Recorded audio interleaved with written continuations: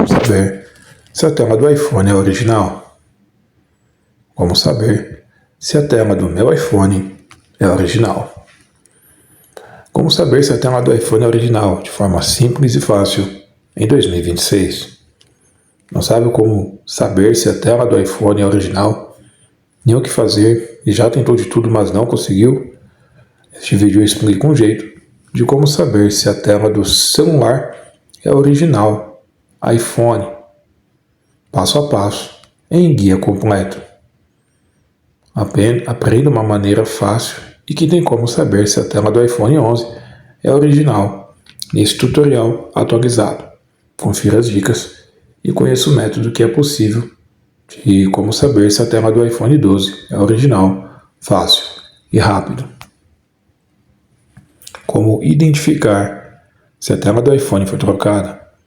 Para descobrir se a tela do iPhone foi trocada, acesse Ajustes, Geral, Sobre e procure pela seção Histórico de peças e serviços.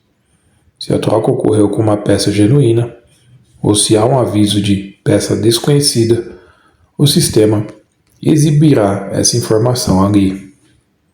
Para saber se a tela do iPhone é original, vá em Ajustes, Geral, Sobre e procure por Histórico de peças e serviços. Se a tela foi trocada por uma peça genuína da Apple, o sistema exibirá a indicação original.